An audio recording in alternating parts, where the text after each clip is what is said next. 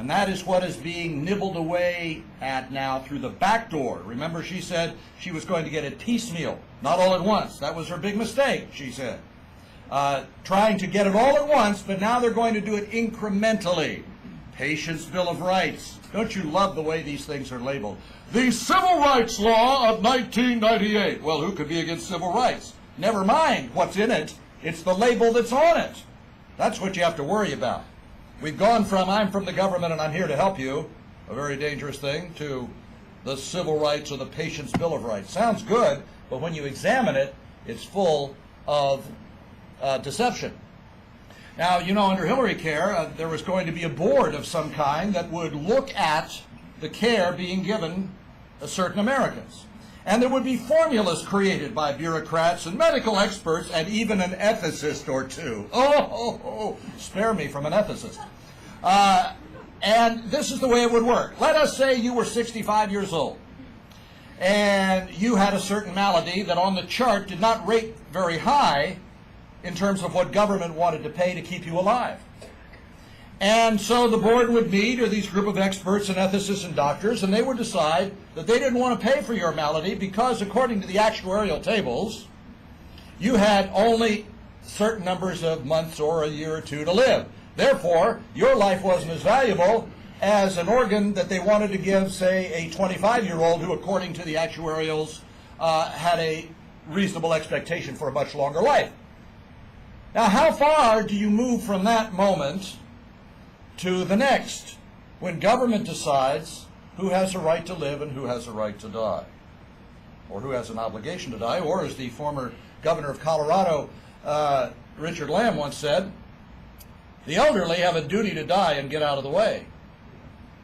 He compared older people to leaves in the fall of the year, falling from the tree and creating compost heaps, nourishment for the next generation of vegetation. Isn't that a warm thought?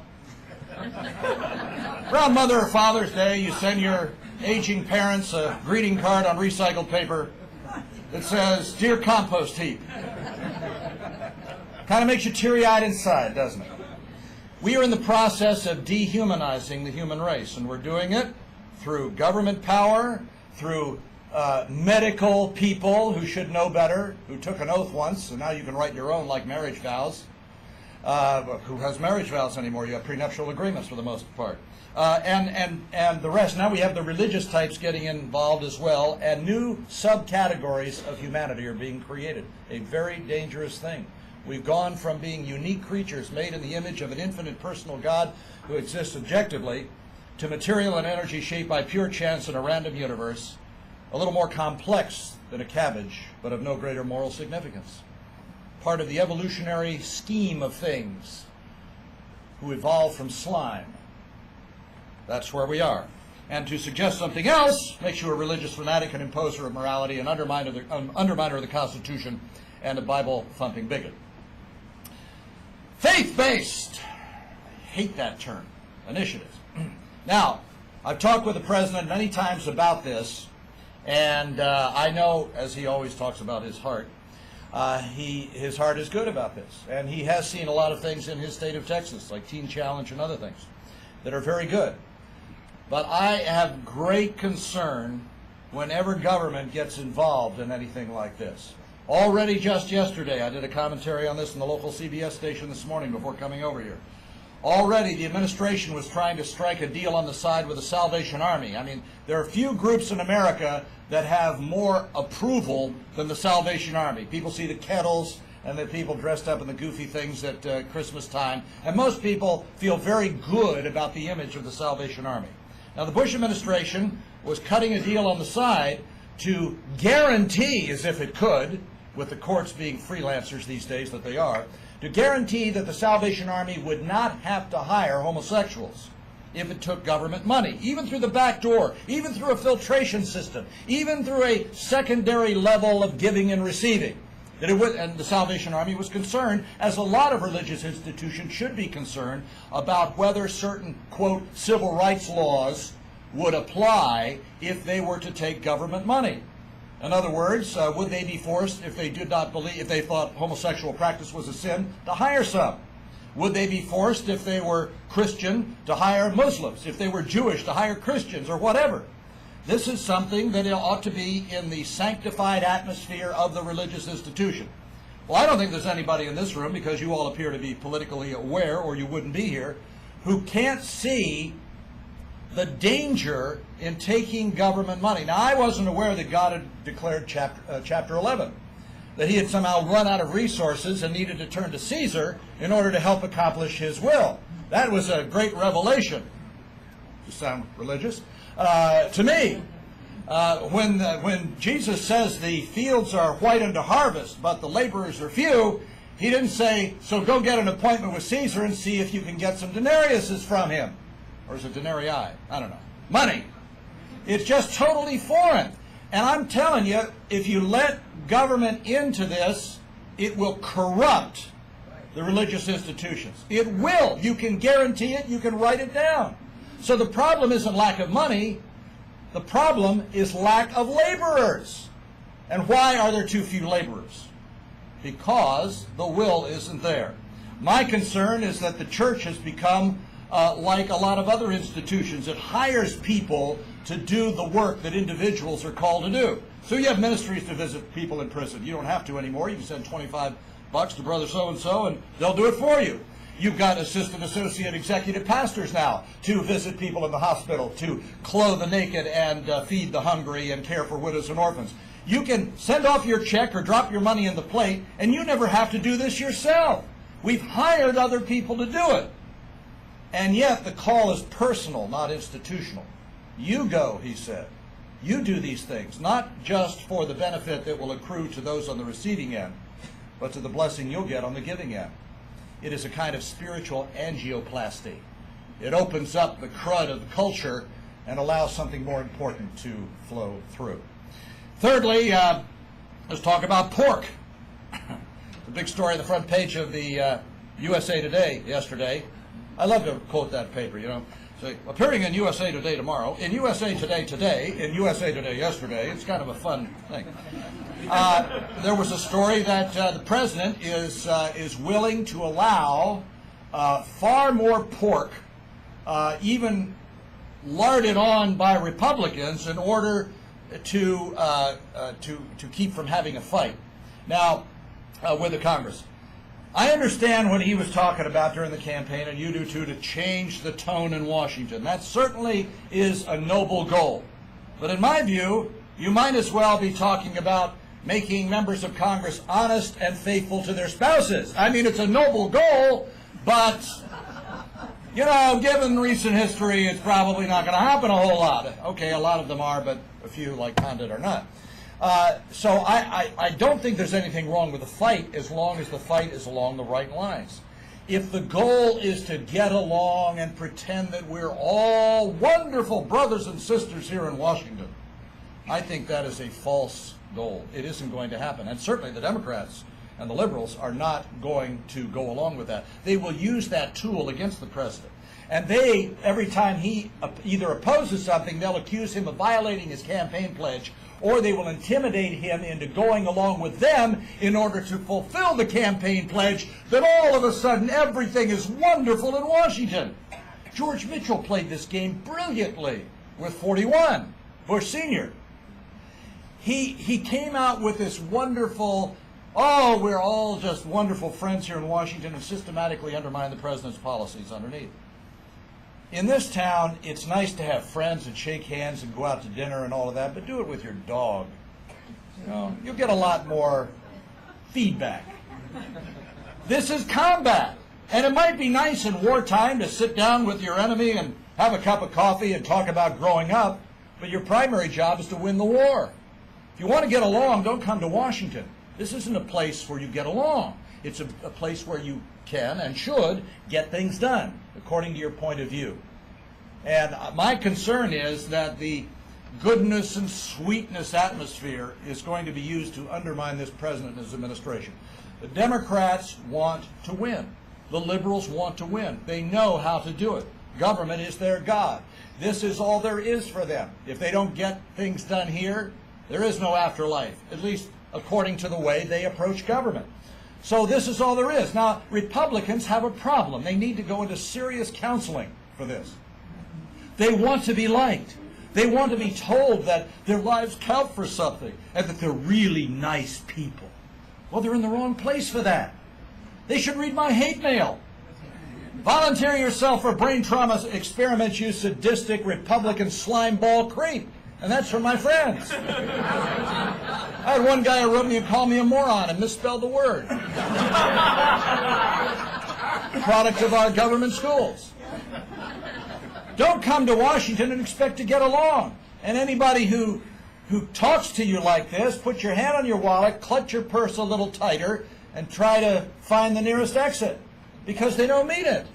Now, there are good relationships and the rest, but when we're talking about public policy, we're talking about combat. And if your goal is simply to be liked, you're going to get your pocket picked. You really are. This is not the place for you. You need to go to a mountain and commune with somebody in saffron robes, like Al Gore did. And, community outreach. Now, that's the kind of thing for you. But not here. You come here, it's combat. It's war all the time. It's nonstop.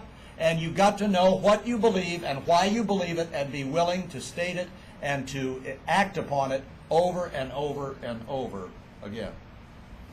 Now, much of our battle is in the media, of course, because most people get their information and ideas, unfortunately, from the media and mostly television. I tell people all the time how important it is to write an occasional letter to the editor. It might be complimenting a conservative columnist that you read. It might be trying to get that. Well, there are others besides me. I'm not trying to. And these are important. People say, well, does that matter? Well, it must. The other side's writing and demanding that I and others be removed in the spirit of tolerance, pluralism, academic freedom, and openness that we've come to expect from liberals, of course. So it's important for you to write. And then on an issue, if you keep it 2-3 sentences, the shorter the better. The surveys show that frequently the letters to the editor are read even more than the columns that inspire them. So you can make a statement even though you may not have a column by a letter to the editor. In your town, get to know the editor of your paper, the news director of your station. Let them know you're not a wacko. Don't wear white socks. When you go to meet them, wear a suit. Like many of you look good today. And join the Rotary Club. Find out where these people hang out. Go to where they are. Get to know them. And then you'll be able to suggest stories to them for coverage that will go in the newspaper or go on the local television station, and you will be able to influence public opinion. Most people in these polls, you watch jaywalking. I love this segment of The Tonight Show. He'll go out. He recently, when Pearl Harbor, the movie, opened, he went out and asked people on the street in Hollywood. He asked one woman, where is Pearl Harbor? And she thought for a moment and said, France? Well, who bombed Pearl Harbor? Well, let's see, I think it was Japan. So he says, so Japan bombed France? Yeah. And first it's funny, and then you think, wait a minute. How much did we pay for the education of this young woman? Or my favorite one that he does, at the end of May, he'll go to a major Southern California university, and the setup is like this. Now, these kids, he said, have just graduated, or they've done their dissertations for their advanced degrees. There'll never be a point in their life, probably, where they are more intellectually on fire right now. They have everything from all of this education. They are focused, and he does this build-up. So he goes out, and he asks a pretty general knowledge question. Who was president during the Vietnam War, or whatever. Just pretty easy stuff. Or in what decade was the Civil War fought. And they got their caps and gowns, and they look great, and they're all excited about graduating or whatever. And they don't have a clue. They'll show them a picture of Mount Rushmore. Can you name any of these guys? No. And I'm thinking, wait a minute. What's the per capita expense on education in this country? In our government schools? I don't call them public schools because they don't serve the public. Government schools. It's government education, mandated from the top down, mostly by the NEA and the people with an agenda. See, I think conservatism is natural. If you took a child and, like the ancient tale of Romulus and Remus, dumped the kid in the woods and let him be raised by animals, they turn out to be a conservative. In order to create a liberal, you've got to put them in a hothouse and exclude all other information from them and just propagandize them, like the old communist re-education camps, like Elian Gonzalez is getting right now on his first anniversary of his re-incarceration down there. Andrea Mitchell goes down for an exclusive story. Golly, I wonder how she got that. And reports that according to the father, he's a normal 7-year-old. Oh, right. In Cuba, maybe, but not in America. But that's another story. So the media determines the perspective on everything. Wouldn't you love to see in these opinion polls somebody interviewed after giving their opinion and asked, well, what do you actually know about this subject? Duh! It's mostly feelings. They don't have a clue. But they think the following ought to be true and the following ought to be false. Most of the opinion polls stink because the question is asked the wrong way, usually from a liberal perspective, and or people have no body of knowledge whatsoever and don't have a clue as to what they're talking about. Well, let me finish the way I started by quoting a few pithy remarks. I'll put on my other 2 eyes here. I don't need them. They just make me look intellectual. From my marvelous book, soon to be at your bookstores right now online, just a few thoughts to kind of whet your appetite and to give you some red meat. Former talk show host Phil Donahue, I appeared on his show 10 times. I was a glutton for punishment, once said to me, the problem with you conservatives is that you have simple answers to complex problems. I replied, the problem with you liberals, Phil, is that you've ignored the simple answers, and that's why the problems have become complex. I love it when they feed me lines like that. For liberal Democrats, it is always more blessed to take and then to deceive.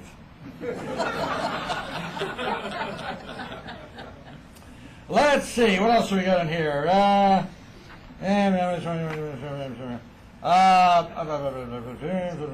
that's good. I like that. Pardon me, I like reading my own book here.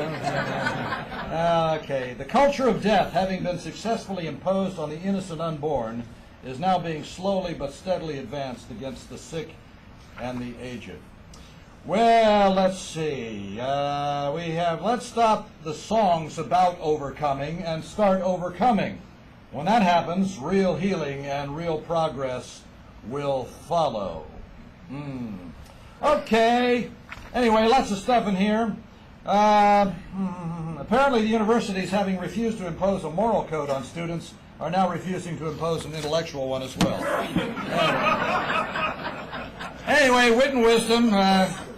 They call me a wise guy and all kinds of other stuff, but I appreciate the nice things many of you said about my column. I hope you watch our little show, our media critique show, the one that Vanity Fair, after trashing Fox in its current edition, actually said we had a better critique show than CNN, Reliable Sources, which is a show that reminds me of The Walking Dead. What a boring, horrible show. But tune in ours on Saturday night. They keep moving our time slot around. I think this week we're on again at 10:30 Eastern Time. Terrible time. I hope they'll move us back to 7. And they repeat it on Sunday at 11 for the pagans and the shut-ins. We have a lot of fun on the show. And by the way, the Vanity Fair piece said that Jim Pinkerton, one of my co-panelists, and I kept our brains in a jar. So we plan to take 2 jars with liquid in them up to the show this time and show the kind of jar that we keep our brains in. And I'm not telling Jim, but my jar is going to be bigger than his. Thank you very much.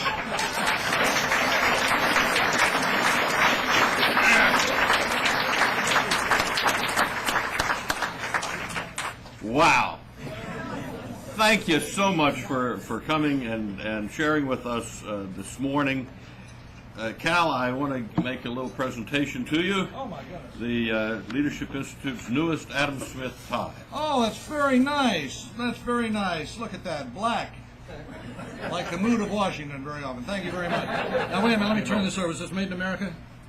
Of course. All right, good. Actually, it says the Adam Smith tie, the Leadership Institute, Arlington, Virginia, 22201. Thank you very much. That was one of the ways. The only tie I've ever had with a zip code on it. I want you to know.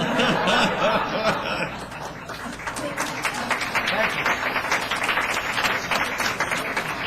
Well, take good care of the tie, but if you lose it, they may mail it back to us so we can return it to you.